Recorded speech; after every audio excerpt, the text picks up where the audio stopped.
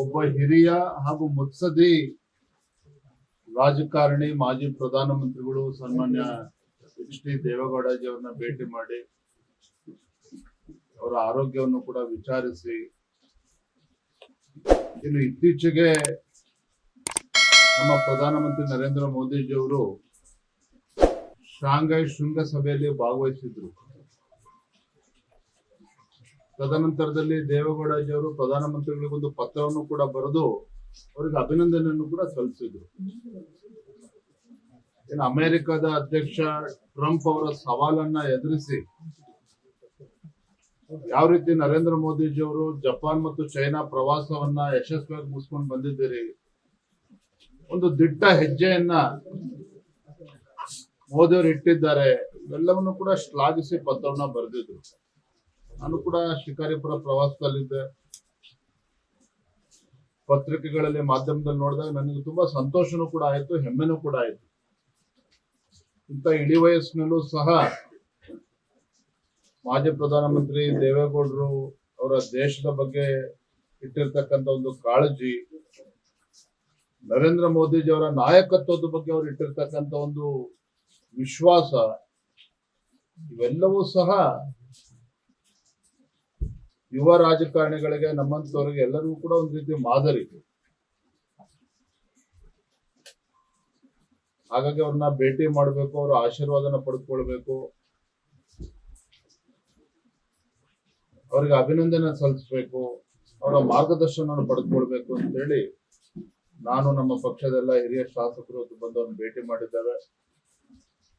3/4 ಗಂಟೆಗೂ ಹೆಚ್ಚು ಕಾಲ ಬಹಳ ಸುದೀರ್ಘವಾಗಿ ರಾಜ್ಯದ ಮತ್ತು ದೇಶದ ಪ್ರಚಲಿತ ರಾಜಕಾರಣ ಬಗ್ಗೆ ಅವರು ಚರ್ಚೆನ ಮಾಡಿದ್ರು.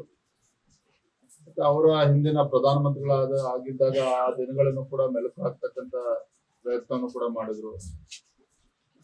ಒಟ್ಟಾರೆಯಾಗಿ ಅವ್ರು ಹೇಳಿದ್ದು, ಇವತ್ತು ಭಾರತವನ್ನ ಸದೃಢವಾಗಿ ಮುನ್ನಡೆಸಬೇಕು ಅಂತ ಹೇಳಿದ್ರೆ ಅದು ನರೇಂದ್ರ ಮೋದಿಜಿ ಅವರಿಂದ ಮಾತ್ರ ಸಾಧ್ಯ, ಯಾರ ಕೈಯಿಂದಲೂ ಕೂಡ ಸಾಧ್ಯ ಇಲ್ಲ. ನರೇಂದ್ರ ಮೋದಿಜಿ ಅವರೇ ಏನೊಂದು ಸವಾಲನ್ನ ಸ್ವೀಕಾರ ಮಾಡಿ ದೇಶವನ್ನ ಮುನ್ನಡೆಸ್ತಾ ಇದ್ದಾರೆ, ಅವರೇ ಇದನ್ನ ಇಂಥ ಬಲಿಷ್ಠ ಭಾರತವನ್ನ ಮುನ್ನಡೆಸೋದಕ್ಕೆ ಸಾಧ್ಯ ಅನ್ನೋ ಮಾತನ್ನು ಕೂಡ ಅವರು ಉಲ್ಲೇಖ ಮಾಡಿದ್ರು. ನರೇಂದ್ರ ಮೋದಿಜಿಯವರ ಮತ್ತು ದೇವೇಗೌಡಜಿ ಅವರ ಜನ್ಮದ ಒಂದು ಅನುಬಂಧ ಅನ್ನೋ ಮಾತನ್ನು ಕೂಡ ಉಲ್ಲೇಖ ಮಾಡಿದ್ರು. ಯಾವ ರೀತಿ ಟ್ರಂಪ್ ಸವಾಲನ್ನ ಒಡ್ಡಿದಾಗ 48 ಗಂಟೆಗಳಲ್ಲಿ ಯಾವ ರೀತಿ ಟರ್ನ್ ಅರೌಂಡ್ ದ ಟೇಬಲ್, ಅದ್ರ ಬಗ್ಗೆನೂ ಕೂಡ ದೇವೇಗೌಡಜಿ ಅವರು ಬಹಳ ಮೆಚ್ಚುಗೆ ಮಾತನ್ನ ಹೇಳಿದ್ದಾರೆ. ನನ್ನಂತೆ ಅನೇಕ ರಾಜ್ಯದಲ್ಲಿರ್ತಕ್ಕಂಥ ದೇಶದಲ್ಲಿರ್ತಕ್ಕಂಥ ಅನೇಕ ಕಿರಿಯ ರಾಜಕಾರಣಿಗಳಿಗೆ ಒಂದು ರೀತಿ ಅವರು ಮಾದರಿ ರಾಜಕಾರಣಿ ಅಂತ ಹೇಳಿ ಕೂಡ ತಪ್ಪಾಗಲ್ಲ. ಜೆಡಿಎಸ್ ಬಿಜೆಪಿ ಸಮನ್ವಯತೆ ಸಂಬಂಧಪಟ್ಟ ಚರ್ಚೆ ಆಗುತ್ತೆ. ಇತ್ತೀಚೆಗೆ ಸಮನ್ವಯತೆ ಕೊರತೆ ತುಂಬಾ ಇದೆ. ಕೊರತೆ ಮಾಧ್ಯಮದಲ್ಲಿದೆ ಅಷ್ಟೇ ಹೊರತು ನಮ್ದು ಜೆಡಿಎಸ್ ಮತ್ತೆ ಯಾವ ರೀತಿ ಕೊರತೆ ಇಲ್ಲ. ಸೆಪ್ಟೆಂಬರ್ 9ರಿಂದ ನೀವು ಕೂಡ ಯಾವ್ದು ಇಲ್ಲಪ್ಪ, ನಾನೀಗಾಗಲೇ ರಾಜ್ಯದ ಅಧ್ಯಕ್ಷನಾಗಿ, ಯಾಕಂದ್ರೆ ಭಾರತೀಯ ಜನತಾ ಪಾರ್ಟಿದ ರಾಷ್ಟ್ರೀಯ ಪಕ್ಷವನ್ನು ಕರ್ತವ್ಯ, ರಾಜ್ಯದ ಚುಕ್ಕಾಣಿ ಹಿಡಿದಿರ್ತಕ್ಕಂಥ ಕಾಂಗ್ರೆಸ್ ಪಕ್ಷ ಅಥವಾ ರೈತರನ್ನ ಮರೆತಿದ್ದಾಗ, ಭೀಕರ ಮಳೆಯಿಂದ ಇವತ್ತು ರಾಜ್ಯದಲ್ಲಿ ರೈತರು ಸಂಕಷ್ಟದಲ್ಲಿದ್ದಾಗ, ಗುಲ್ಬರ್ಗ, ರಾಯಚೂರು, ಯಾದಗಿರಿ ತೊಗರೆ ಬೆಳೀತಕ್ಕಂಥ ರೈತರು ಇವತ್ತು ಸಂಕಷ್ಟದಲ್ಲಿದ್ದಾರೆ. ಬೆಳಗಾವಿ, ಹುಬ್ಳಿ, ಧಾರವಾಡ, ಹಾವೇರಿ, ಇಲ್ಲಿ ಹತ್ತಿ ಮತ್ತೆ ಇಲ್ಲಿ ಈರುಳ್ಳಿ ಬೆಳೀತಕ್ಕಂಥ ರೈತರು ಅವರು ಕೂಡ ಬೆಳೆ ಸಂಪೂರ್ಣ ನಾಶ ಆಗಿ ಅಲ್ಲೂ ಕೂಡ ರೈತರು ಪರದಾಡ್ತಾ ಇದ್ದಾರೆ. ನಮ್ಮ ಮಲೆನಾಡು ಪ್ರದೇಶದಲ್ಲಿ ಶಿವಮೊಗ್ಗ ಆ ಕಡೆ ಇವತ್ತು ಮೆಕ್ಕೆಜೋಳ ಬೆಳೀತಕ್ಕಂಥ ಅವರು ರೈತರು ಸಂಕಷ್ಟದಲ್ಲಿದ್ದಾರೆ. ಒಟ್ಟಾರೆಯಾಗಿ ಇವತ್ತು ರಾಜ್ಯದಲ್ಲಿ ರೈತರು ಸಂಕಷ್ಟದಲ್ಲಿದ್ದಾರೆ.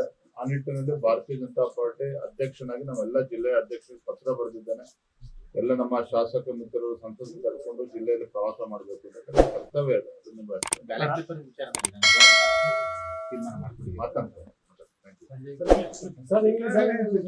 ಲೇಟೆಸ್ಟ್ ಹಾಗೂ ಇಂಟ್ರೆಸ್ಟಿಂಗ್ ಸುದ್ದಿಗಳಿಗಾಗಿ ಬಾಸ್ ಟಿವಿ ಕನ್ನಡ ಚಾನೆಲ್ನ ಸಬ್ಸ್ಕ್ರೈಬ್ ಮಾಡಿ. ಹಾಗೆಯೇ ಬೆಲ್ ಐಕಾನ್ ಪ್ರೆಸ್ ಮಾಡಿ. ಇದರ ಜೊತೆಗೆ ಫೇಸ್ಬುಕ್, ಇನ್ಸ್ಟಾಗ್ರಾಮ್, ಎಕ್ಸ್ ನಲ್ಲೂ ಮಿಸ್ ಮಾಡದೆ ಫಾಲೋ ಮಾಡಿ.